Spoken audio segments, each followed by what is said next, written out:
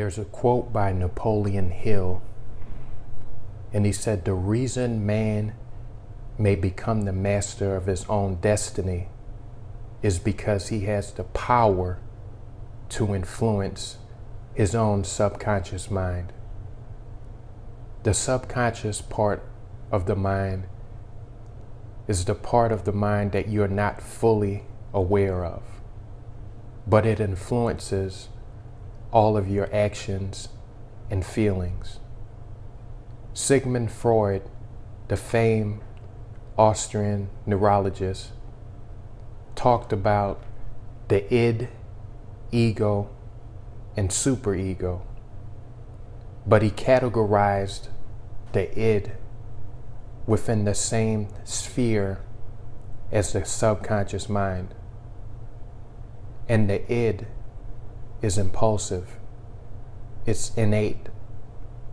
It reacts. It doesn't think. And it's a primary function. Our subconscious mind is constantly influencing our behaviors.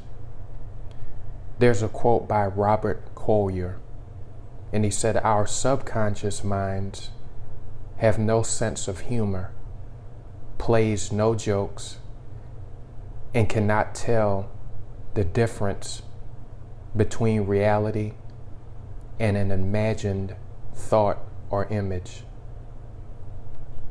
What we continually think about eventually will become a reality in our lives. Research suggests and shows that we think between, I would say, approximately 50 to 70,000 thoughts each day. And most of these thoughts, if not all, are repetitive. Those things that we thought about the previous day, weeks before, months, years before, it just goes on and on if we don't break the cycle. Because our subconscious mind is on autopilot. Although it's out of the awareness of our conscious mind, it's the influence of our lives. Your subconscious mind can and has been influenced through suggestion throughout your lifetime, also through persuasion. Throughout your life, you've been suggested things and persuaded by things. It also can be influenced by a traumatic event. If a traumatic event happened to you, you could remember or recall those things, those feelings easily because it has been imprinted onto your subconscious mind. As I'm talking, I'm thinking about this song I heard several years ago by the famed singer Michael McDonald, entitled "Enemy Within." And I can't seem to forget the lyrics, which says, "Who knows your secrets deep inside? Who got your trust in exchange for lies? Then threw it all away. There ain't no lie good enough to hide the truth from yourself. It pays to see it coming. Learn to recognize the enemy within." Your subconscious mind could be an enemy to you or a friend to you. It can be an enemy to us because it's operating outside of our conscious awareness, and we are unaware of the influence that it has or how it operates. You can begin the process of changing your subconscious mind through your practice or utilization of repetition, persuasion, suggestion, and you can start immediately. You don't have to wait. You can begin now. It's important to implement what you learn quickly. Otherwise, you may not put it into action. There are several ways you can influence your subconscious mind. But let's take a look at 2 ways that you can influence it. The first would be meditation. If you have not meditated before, try not to think of it as some strange phenomenon, but simply view meditation as getting into a quiet state. You can commit to taking 10 minutes each day and quieting yourself by simply closing your eyes and noticing your breath and simply holding your attention on your breath. Now, don't try to control your breath or your breathing, but just simply notice it and sit in that state at least 2 times each day, preferably once when you wake up in the morning and once again before going to bed.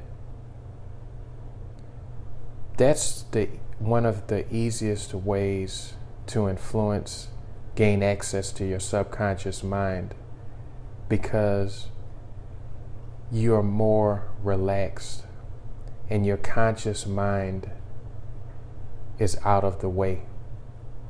It's easier to access your subconscious mind. Now, if you've never meditated before, you will notice all kinds of thoughts bombarding your mind. But that's normal. So don't think it to be strange. However, your habitual practice of meditation will prove great results. Bruce Lee, the famed martial arts expert, said, "I don't fear a man who practices 10,000 kicks once, but I fear a man who practices 1 kick 10,000 times." So practice and make a commitment to yourself, and you will be the beneficiary of its results, but also of your effort, your consistent effort that you place into it. The second tool you could use is imagination. Your imagination is essential and powerful. We utilize our imagination often, but we utilize it in a negative way often as well, or it doesn't benefit us the way that it could benefit us on a positive realm. There's a quote by William Blake, and he said, "In your own bosom you bear your heaven and earth, and all you behold, though it appears without, it is within, in your imagination, of which this world of mortality is but a shadow." Formulate a subjective picture of your desire. Maybe your desire is to become a better mate to your spouse or partner. Imagine yourself already being a better mate, whatever that entails. Not thinking about it from a distance, but thinking from that fulfilled state. Feel that state within you, and you will notice that your life will change according to the image that you hold. So begin practicing by taking 10 minutes each day, 2 times a day. Again, preferably once when you awake in the morning and once right before going to sleep at night. Over time, you will notice that when you combine your imagination with the feeling of your desire as if it were a finished reality, your mood will begin to change. You will notice the rhythm of your thoughts will begin to change toward those things that you really desire to experience. So be proactive and begin implementing the things you've learned today in order to start the process of your new mind creation. Also, remember to join me again next week for an all-new episode.